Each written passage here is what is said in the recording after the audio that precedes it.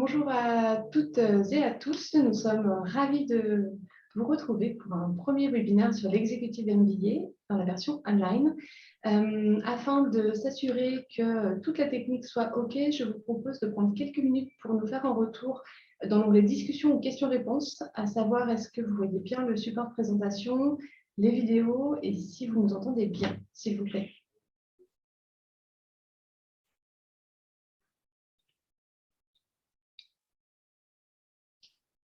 Vous avez un onglet discussion ou questions-réponses.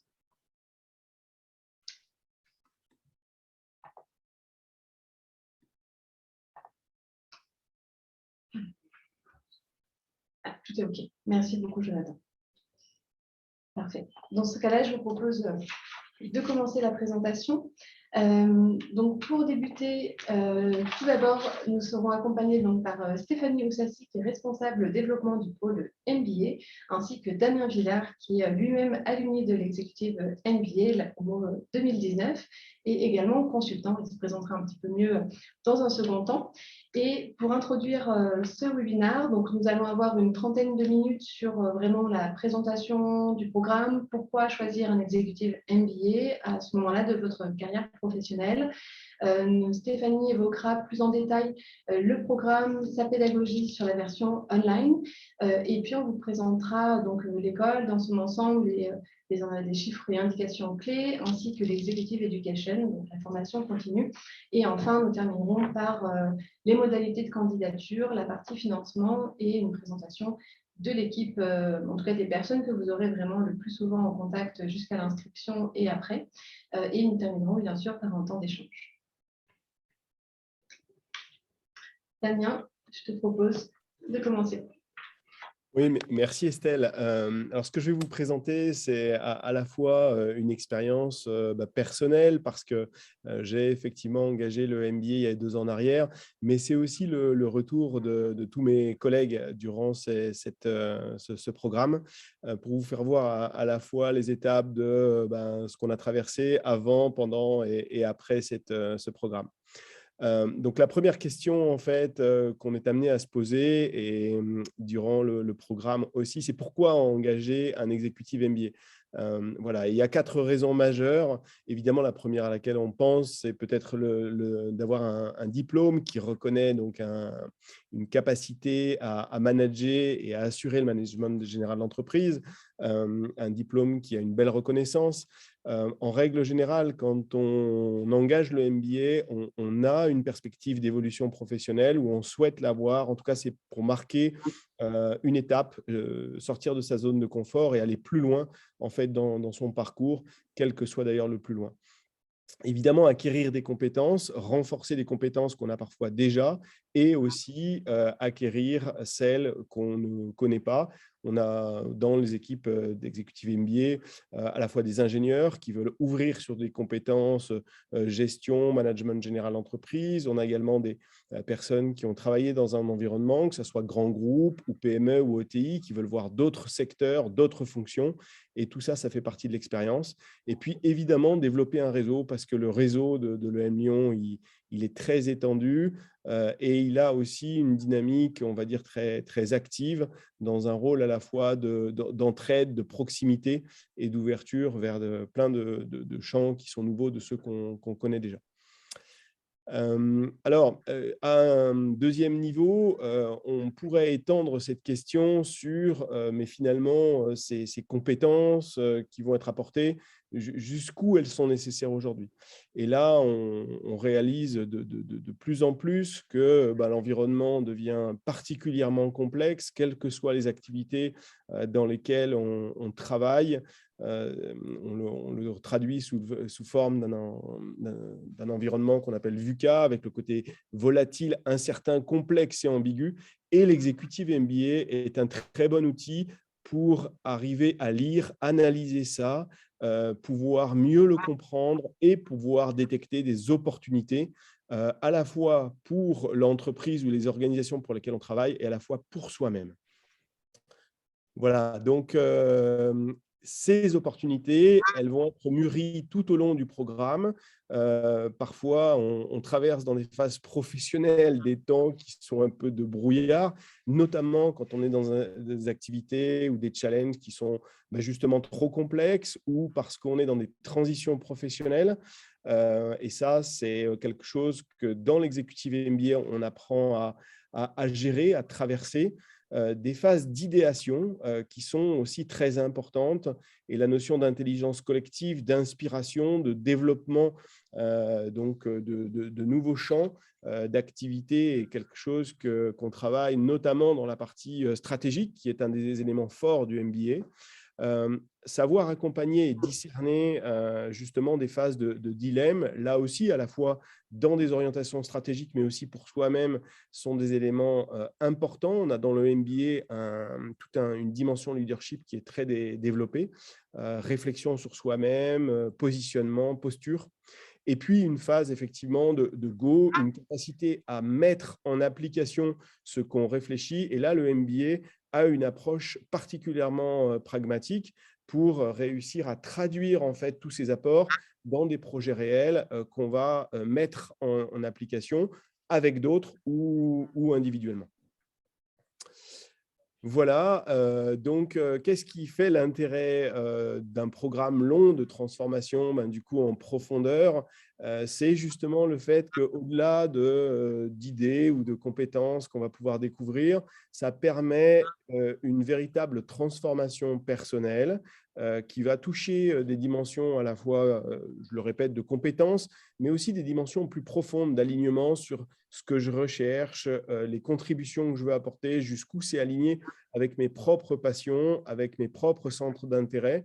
Donc ça, c'est un aspect des choses. Après, il y a un aspect vis-à-vis de mon environnement, d'une capacité à savoir transformer des organisations, conduire des changements et avoir un impact, on va dire, durable sur ces orientations de carrière.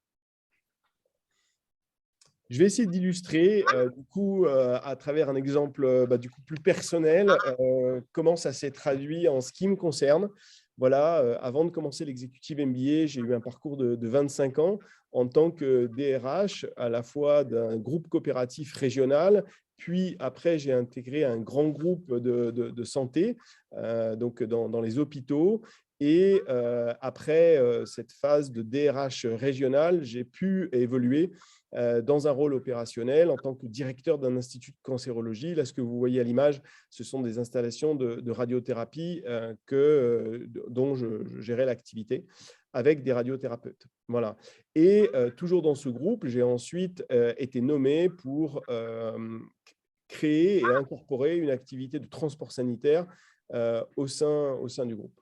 À cette étape-là, en fait, l'ensemble de ces étapes, moi, était vraiment passionnante. Et en même temps, j'avais un sentiment un petit peu diffus de ne pas avoir forcément exploré jusqu'au bout des champs qui m'intéressaient, me passionnaient. Et j'étais aussi très intéressé par d'autres aspects, notamment dans les RH, que je n'avais pas pu explorer suffisamment dans les responsabilités que j'avais exercées parce que j'avais plutôt travaillé dans des dimensions relations sociales que des aspects développement RH qui m'intéressent. Durant l'executive MBA, un des aspects qui m'a passionné a été tout le travail de prospective stratégique, c'est-à-dire la capacité à lire à un horizon 2030 quelles sont les tendances qui vont écrire les futurs possibles. Et j'ai transposé en fait cette capacité à développer de la prospective stratégique sur un secteur qui me tenait particulièrement à cœur, qui était l'avenir de la formation professionnelle. Donc, j'ai accompagné 3 écoles, dont l'EM Lyon, ainsi que 2 autres écoles dans le groupe IGS, sur à la fois leur repositionnement stratégique et la création de nouveaux programmes.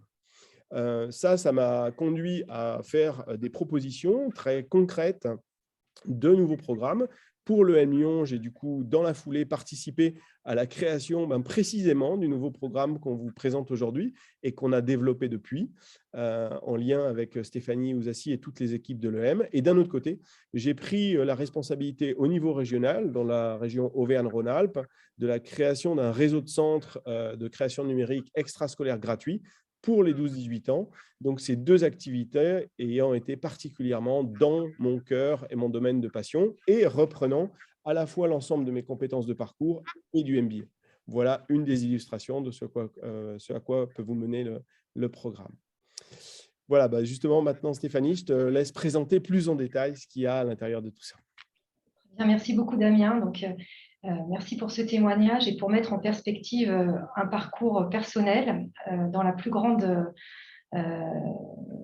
picture, on va dire, du programme. Voilà, donc on va passer maintenant dans le vif du sujet qui est la présentation de l'Executive MBA Online.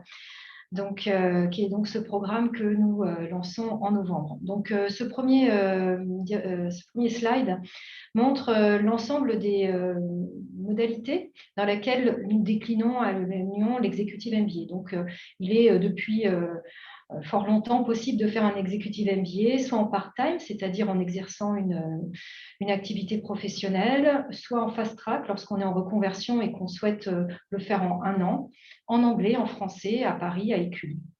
On a vraiment senti qu'il était intéressant de développer une modalité nouvelle, donc la modalité online qui nous intéresse aujourd'hui, qui reprend les mêmes fondamentaux que l'executive MBA classique, c'est-à-dire ce que vient de décrire Damien en termes d'objectifs, de finalités, mais dans un mode plus flexible pour s'adresser à des participants qui ont vraiment à cœur d'avoir cette flexibilité, de continuer leur activité professionnelle et donc de faire essentiellement l'apprentissage en distanciel.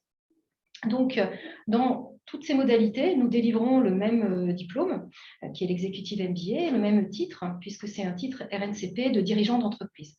Nous nous appuyons sur le même référentiel de compétences, qui sont les fondamentaux qui nous semblent importants pour développer des compétences de cadre dirigeant. Également, point commun, une pédagogie par l'action. Damien a effleuré l'idée de dire qu'il y a des compétences en dur, mais aussi la façon dont on l'applique dans son quotidien, dans son travail en cours ou à venir, qui est vraiment essentiel pour des cadres en activité. Le programme est composé de 6 modules, donc stratégie et croissance, bien évidemment, également les aspects finance et gouvernance, les aspects leadership, transformation des organisations, également optimisation de la chaîne de valeur et en transverse tous les aspects de RSE qui sont aujourd'hui au cœur des préoccupations des cadres dans leur stratégie d'entreprise.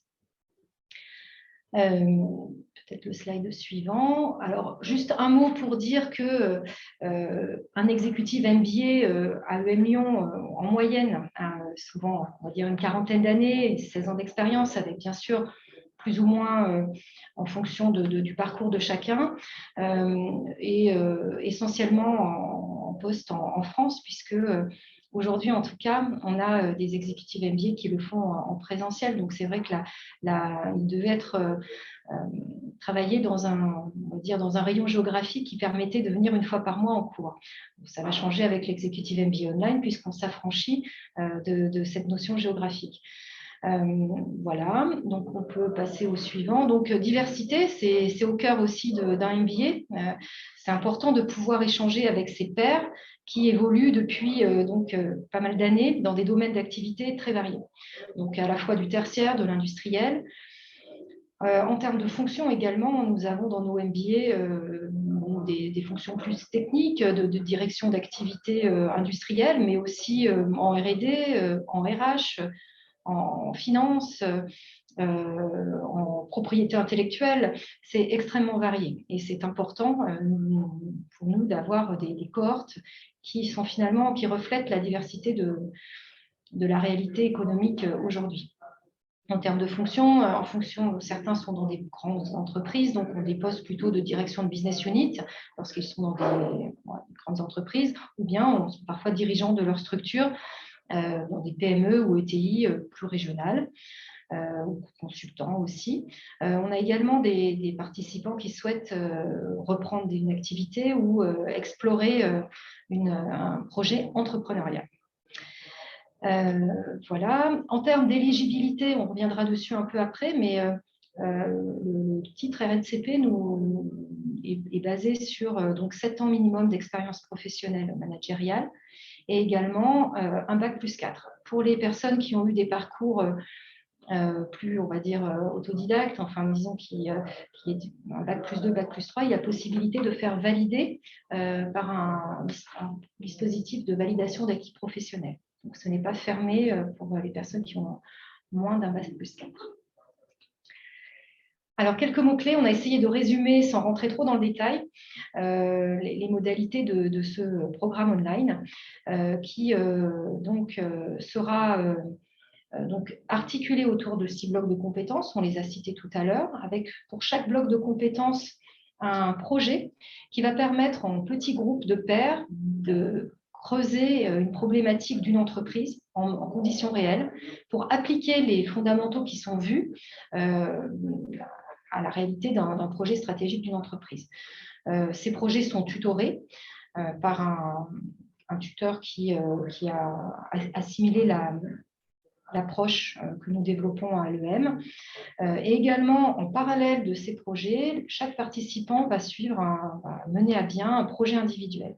Ce projet est également tutoré, ce qui permet d'approfondir, un peu comme l'a décrit Damien tout à l'heure, une voie qui peut être soit inscrite dans l'entreprise lorsque le participant est dans une entreprise actuellement et souhaite s'y épanouir, soit pour un projet de reconversion ou un projet entrepreneurial, explorer une voie individuelle. On s'attache toujours à déployer une approche et des techniques pour savoir développer la créativité. On travaille sur le design thinking, etc. Et puis, bien sûr, une approche méthodologique et analytique. On a également un suivi personnalisé qui permet à l'apprenant de bien progresser et de pouvoir échanger avec un coach individuel du démarrage jusqu'à la fin. Ce coach pourra avoir un apport sur les apprentissages, pour la mise en perspective des apprentissages dans la réalité quotidienne d'entreprise du participant, et également des échanges sur éventuellement une reconversion professionnelle si c'est le sujet. Voilà.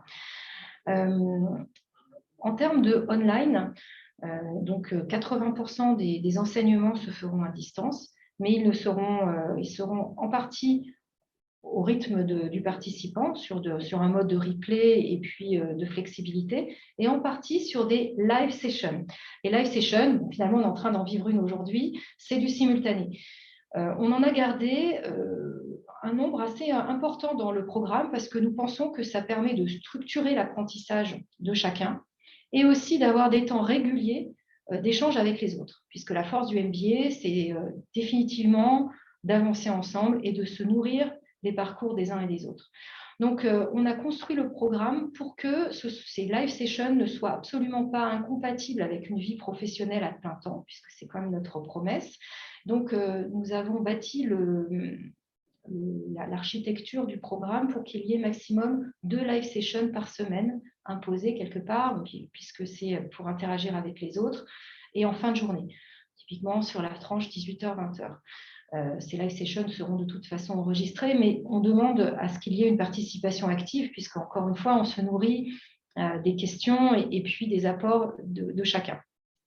En dehors de ces séances synchrones, en même temps, live session, il y a tout un contenu qui est entièrement créé par des experts et des professeurs de M Lyon pour créer une expérience interactive pour monter en compétence sur les apports, sur les compétences fondamentales d'un dirigeant d'entreprise à son propre rythme, en variant les modalités pour que ce soit enrichissant et très différent de ce qu'on peut voir. On va dire, ce n'est pas un MOOC, c'est vraiment une expérience où on vous prend du démarrage jusqu'à la fin pour vous amener à acquérir ces différentes forces et compétences. Alors, je vais juste terminer sur un mot sur le présentiel, parce qu'on est un MBA online, mais malgré tout, nous avons prévu 3 temps présentiels. Lorsque nous avons construit ce programme, on a été convaincus qu'il était intéressant, puisqu'on est sur une approche de 17 mois, voire un peu plus si on souhaite aménager, d'avoir des moments forts pour explorer ensemble, sur le même endroit, sur nos campus de l'EM, des compétences qui méritent d'être creusées en présentiel, notamment sur le leadership. On aura des moments aussi de hackathon, de design thinking qu'il est difficile de reproduire en distanciel. Donc, malgré tout, 80% sont en distanciel et donc on a ces moments, 20% d'expériences fortes sur nos campus. Voilà, alors ce slide reprend finalement un peu ce que j'ai dit, on l'a vu, donc le flexible, puisqu'on a pas mal de distanciel asynchrone, des moments synchrones pour pouvoir se connecter aux autres et puis interagir avec les experts, bien sûr, et puis des moments que je n'ai pas encore évoqués, qui sont des moments de groupe de travail. Lorsqu'on disait que vous alliez travailler sur des projets stratégiques, soit pour votre entreprise, à vous, soit pour une entreprise d'un camarade, il y a forcément des moments de regroupement qui sont laissés à votre libre décision et votre libre organisation. Donc, ça demande une organisation à 4 ou 5 en dehors des moments qui sont prévus dans le design du programme. Voilà, puis les lives présentiels, bon, voilà, c'est plus classique, qui permettent d'approfondir des sujets tous ensemble. Alors, les 6, comme ça vous pourrez retrouver les slides et la présentation pour aller un peu plus dans le détail. Les piliers, on va dire, de compétences sur lesquels sont structurés le programme, donc sont les grands classiques d'un MBA. Nous sommes un MBA qui est reconnu par l'AMBA. Donc, un MBA, c'est ces compétences-là. On attend tous les MBA reconnus par l'AMBA, l'Association mondiale des MBA, ont ces compétences-là, donc de stratégie, de finance, optimisation de la chaîne de valeur, concrètement supply chain, marketing, et puis transformation, leadership, performance collective et changement. Voilà. En termes de structure, donc là, on part sur une rentrée, par exemple, en novembre, sachant qu'il y aura 2 rentrées par an. Sur une rentrée en novembre, donc on enchaînera les différentes compétences, donc stratégie, finance, optimisation de la chaîne de valeur, transformation, avec à chaque fois des projets qui permettent de mettre en application ce qui est vu. En transverse, le leadership, vous serez accompagné par un professeur expérimenté dans ce sujet sur des live sessions qui ponctueront votre parcours, et également des moments en présentiel sur le leadership, et complètement en transverse, la responsabilité sociétale des entreprises, qui est un sujet cœur de la stratégie des entreprises aujourd'hui. En parallèle, accompagnement employabilité pour ceux qui en ont besoin et qui souhaitent se questionner à l'occasion de leur MBA sur le post-MBA, sur comment transformer leur emploi, comment évoluer suite à ce programme. Il y a bien sûr un accompagnement. Et vous êtes dès le premier jour membre du réseau de diplômés alumni de l'école. Alors, on voulait vous donner un exemple, mais après, on pourra peut-être répondre à vos questions sans aller trop dans le détail. Donc, voilà comment sera constituée une séquence pédagogique dans le programme, avec un démarrage, un embarquement. Vous pouvez faire connaissance avec le professeur qui a mené à bien le design de cette brique pédagogique. Puis ensuite, vous êtes amené à découvrir tout le contenu qui a été proposé, à rendre des petits assignments pour s'assurer que vous avez bien compris les différents enseignements, avec à chaque fois donc, ces live sessions qui permettent de ponctuer l'apprentissage, des travaux en groupe de pairs, et puis aussi le travail sur le projet global qui permet de valider l'ensemble de la compétence. Voilà. Alors, voilà, un petit mot sur les classements. Donc, encore une fois, on est sur un nouveau programme dans cette modalité, mais on s'appuie sur beaucoup d'expérience sur l'enseignement de l'executive MBA. Donc, on est bien sûr déjà classé dans les différents classements internationaux.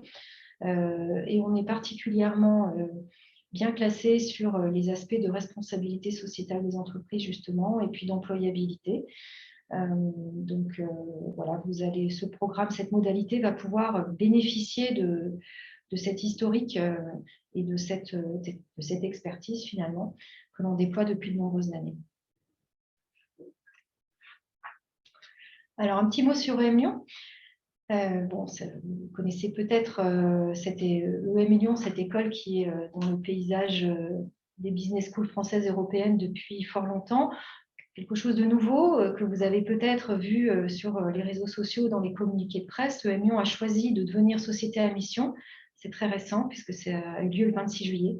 Donc, c'était vraiment un souci de d'inscrire la pédagogie et puis la raison d'être de l'école dans les statuts juridiques. Donc, concrètement, cette raison d'être se décline dans les formations. Donc, nourrir l'esprit d'entreprendre, ça a toujours été au cœur de l'ADN de l'école, par une pédagogie qui se fonde sur l'expérience, développer une pensée critique et une créativité, garantir la montée en compétences pour relever les défis sociaux et environnementaux, et permettre à chacun, de façon éclairée, de construire sa propre voie et sa propre employabilité. Donc, EM Lyon va fêter ses 150 ans en 2022.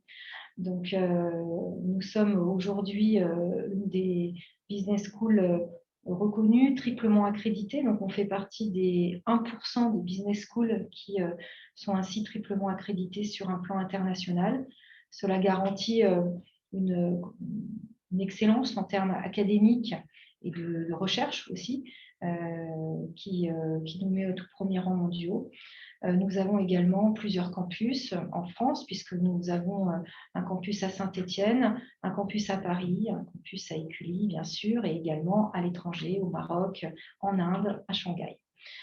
Un aperçu de notre communauté de diplômés qui comprend plus de 35 000 diplômés aujourd'hui, répartis bien sûr dans le monde entier, avec parmi eux des cadres et dirigeants qui se sont formés en formation continue, donc plus de bientôt 7 000 diplômés de la formation continue.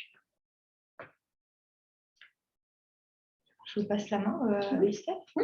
Oui. Alors, pour les personnes que j'ai déjà pu avoir, j'ai eu quelques noms par téléphone. C'est vrai qu'on aborde souvent la notion de Maker Project, de Early Maker à travers la philosophie de l'école. C'est vraiment la signature pédagogique de l'école depuis bientôt maintenant 150 ans. Simplement pour recontextualiser un petit peu ce qu'est un Early Maker, c'est important aussi de pouvoir le situer. Un Early Maker, c'est un individu qui est capable de prendre en main son destin, d'être acteur et entrepreneur de son existence dans une démarche collaborative en passant du do-it-yourself au do-it-together. C'est un innovateur qui est capable de concrétiser ses projets, de passer du concept au prototype, d'essayer, d'expérimenter. C'est quelqu'un qui va se tromper, qui aime se tromper aussi, puisque ça fait partie intégrante des apprentissages. Et c'est la manière qu'il a aussi d'apprendre, il apprend en marchant. Cette dimension justement du faire vite, ça lui permet d'avoir une capacité à anticiper également, à brasser les idées, à les cultiver, à voir avant les autres et à faire plus vite que les autres. Il sait travailler, comme le disait Stéphanie, dans un environnement qui se veut multidisciplinaire, et il va aussi pouvoir tirer parti de la diversité des différents profils et environnements de travail dans lesquels il se trouve. Voilà, grâce à cette pédagogie Early Maker, les apprenants, en tout cas, sont responsables, créatifs, globaux et hybrides. Vous le voyez aussi à travers la pédagogie même de ce programme-là. Et c'est vraiment toute l'essence que porte l'école aujourd'hui. Pour l'executive education, donc ce qui concerne la partie formation continue, en quelques mots, ce sont des formations à la fois courtes et plus longues, qualifiantes, certifiantes ou diplômantes, qui vont de 3 à 45 jours. Aujourd'hui, les modalités sont à la fois sur Lyon, Paris ou en version online, soit à 100%, soit en mode hybride, dans un sens comme dans l'autre, hein, que du présentiel avec une partie de online et inversement. Et puis, pour les entreprises qui ont des problématiques propres ou qui ont, par exemple, je ne sais pas, des cohortes de plusieurs centaines de managers, le département sur mesure est là pour accompagner les décideurs d'entreprise sur ces sujets-là et proposer la meilleure formation et adéquation possible. En ce qui concerne la candidature, donc Quelques étapes assez simples. La première sera bien sûr d'avoir un échange avec l'un des conseillers en formation. Pour le volet online, ce sera avec moi. L'idée, bien sûr, est à travers une trentaine de minutes, revoir ensemble votre parcours jusqu'ici, comprendre pourquoi vous avez à cœur de faire un executive MBA, ce que vous en attendez, de quelle manière aussi vous projetez les compétences acquises lors de la formation sur la suite que vous souhaitez donner à votre carrière. On valide bien sûr l'éligibilité et si vous souhaitez engager la candidature, vous aurez un dossier plutôt administratif suivi d'épreuves digitales. Donc ces épreuves digitales ont vraiment été faites en lien avec les valeurs Early Maker de l'école. C'est une photo d'instant T. Voilà, le but, c'est de savoir un petit peu si vous êtes en phase ou non avec les valeurs de l'école. Et voilà, ça vient appuyer en tout cas le dossier de candidature. Ce dossier de candidature est présenté à la direction de programme et c'est la direction de programme qui donne un avis favorable ou défavorable par rapport à votre candidature. L'entretien supplémentaire est fait notamment, par exemple, quand il y a une VAP, la validité d'acquis professionnel, ou quand, à travers les différents échanges qu'on a pu avoir, il y a pu avoir un doute ou des questions qui persistent. Et dans ce cas-là, on va vous proposer d'échanger directement avec le corps professoral de l'école et même parlement un alumni aussi.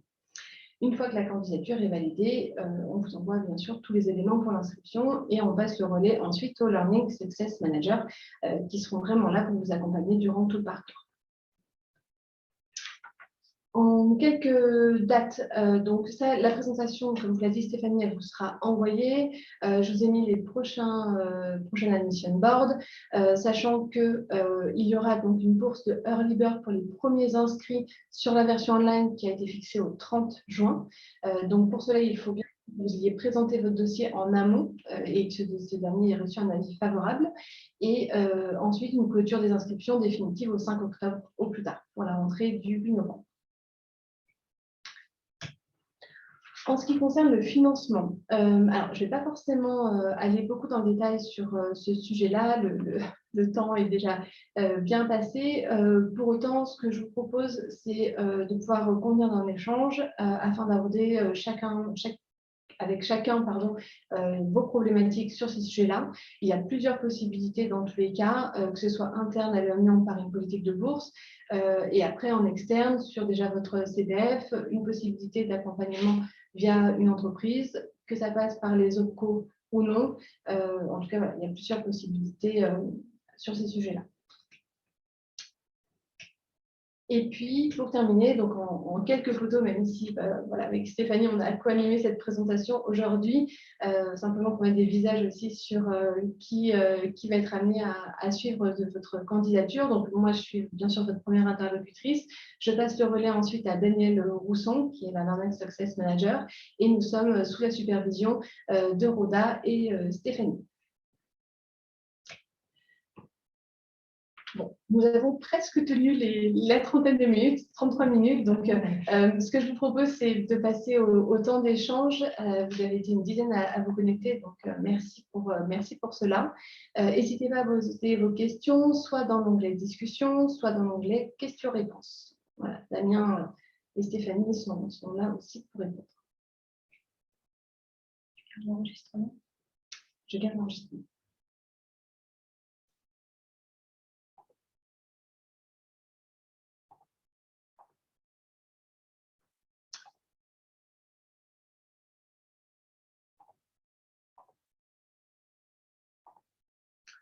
Alors, pour l'instant, il n'y a pas de questions. On peut peut-être évoquer simplement, j'ai souvent la question par téléphone sur la partie des temps présentiels.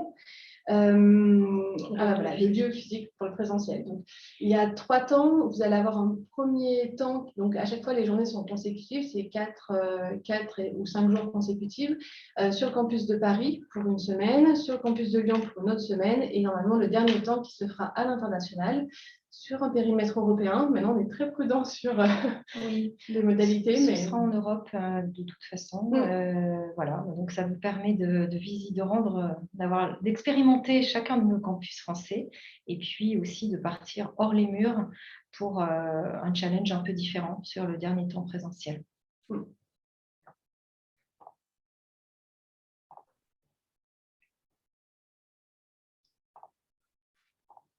Pour l'instant, pas d'autres questions.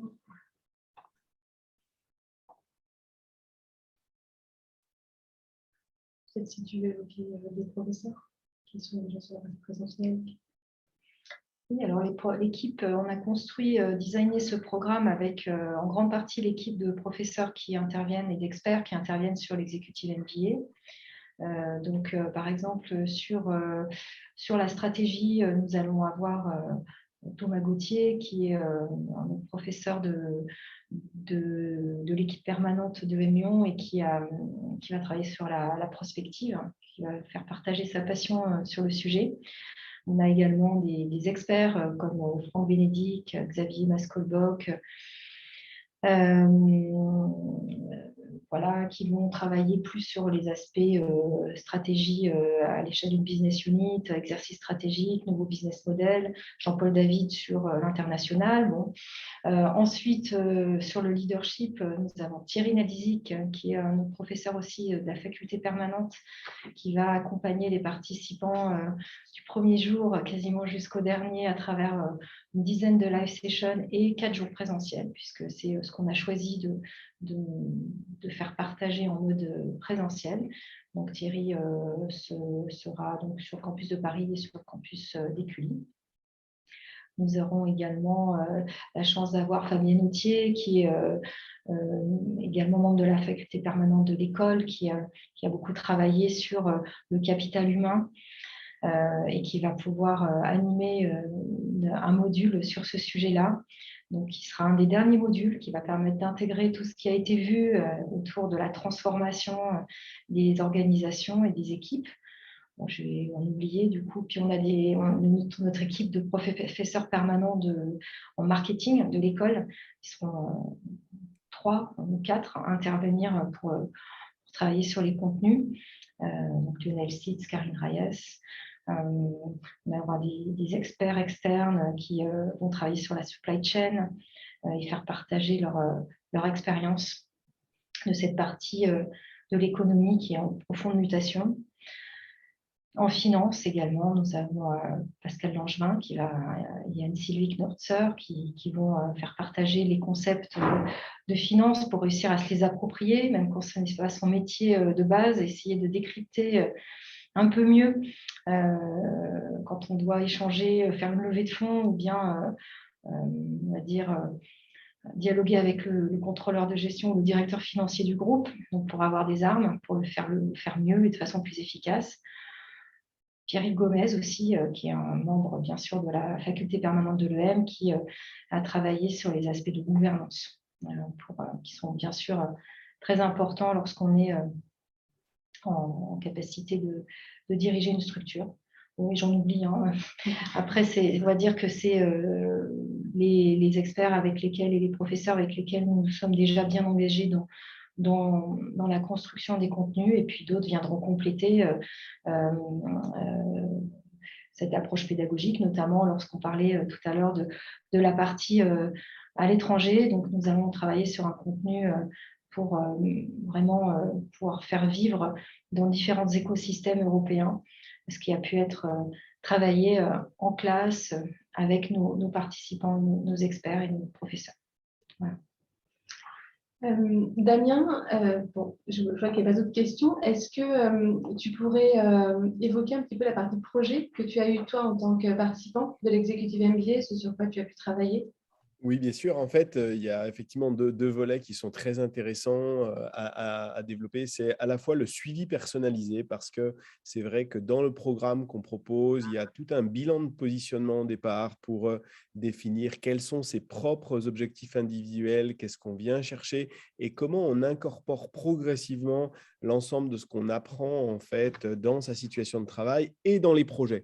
Et justement, dans les projets, ce qui est très intéressant, c'est qu'il y a aussi une flexibilité dans la possibilité soit de travailler sur des projets en fait, des autres ou d'autres entreprises qui sont des situations réelles, qui permettent justement de les appréhender, et de travailler en collectif, ou alors d'apporter des projets qui sont de son propre univers professionnel. Et là, quand on est en situation de travail, c'est là où c'est très intéressant, c'est qu'on peut être porteur de projets ou être mis en perspective de ces projets et bénéficier, j'ai envie de dire, de tout l'accompagnement de l'EM à l'intérieur de ça. Et là, de faire de ses propres projets de travail des sujets d'apprentissage qu'on va prendre de façon beaucoup plus large, avec une réflexion certainement plus profonde. Voilà. Alors, il faut signaler que dans les exec MBA, il y a à peu près des promotions au global de près d'une centaine pour l'instant d'étudiants. Et on a une diversité de projets exceptionnels en transformation stratégique, en transformation, en transition écologique, en création et reprise d'entreprise, en projet de recherche également sur des thématiques de changement.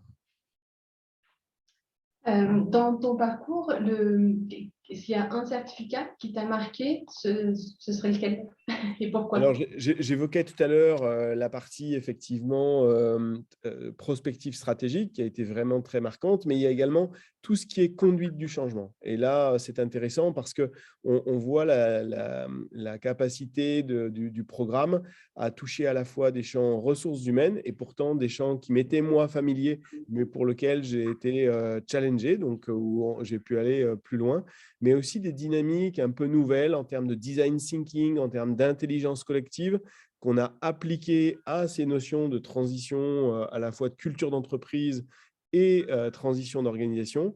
Et oui, ça m'a vraiment beaucoup marqué. On a beaucoup partagé avec les collègues autour de ça parce que c'est vrai que ce qui est intéressant, c'est qu'on relie chacun nos 20-25 ans d'expérience professionnelle.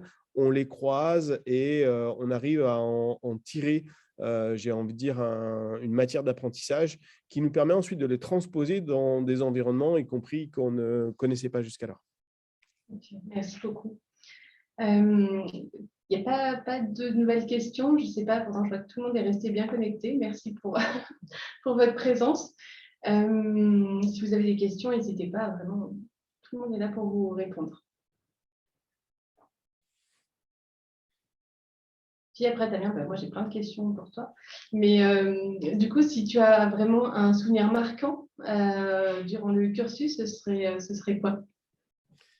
Par exemple, un des souvenirs marquants, ça a été notamment dans un exemple un petit peu décentré. On nous a fait travailler justement sur le cas d'une association qui était à Genève, qui était un centre de migrants qui venait de perdre son fondateur et il fallait définir et travailler ensemble sur une nouvelle stratégie de cette association. Donc, c'était un environnement qui était complètement nouveau pour nous parce qu'en fait, effectivement, les uns les autres, on vient plutôt du monde de l'entreprise. Mais justement, on s'est retrouvés dans un terrain un petit peu inconfortable qui nous amenait à nous plonger en fait dans ce travail-là et à en tirer en fait des lignes stratégiques tout à fait nouvelles. Voilà, ça a été vraiment un exercice très, très marquant qui a été apprécié par l'ensemble de la cohorte et sur lequel on s'est vraiment mobilisés tous de façon assez importante. Super, merci beaucoup pour ce partage-là. Nous avons des retours dans la discussion, comme quoi la présentation est très claire. Merci beaucoup pour ces retours aussi qui sont importants pour nous. Si vous n'avez pas d'autres questions, je vous propose peut-être de clôturer ce webinaire ici. N'hésitez pas, si bien sûr vous avez d'autres questions, on va encore connecter quelques minutes. Pour autant, voilà, si apparemment c'est clair pour tout le monde. En tout cas, merci beaucoup pour votre présence. Merci à tous. Merci. Et puis, on vous souhaite une très bonne journée. Je sais que j'ai des rendez-vous prévus prochainement avec certains d'entre vous, donc avec plaisir pour échanger et répondre à de nouvelles questions. À très bientôt. Belle journée. Bonne journée. Merci à tous. Au revoir.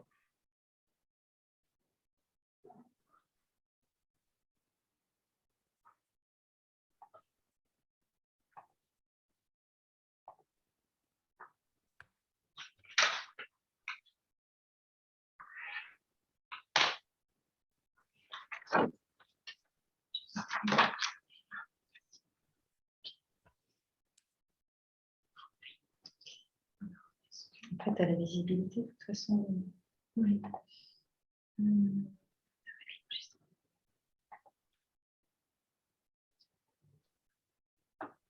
J'arrive l'enregistrement.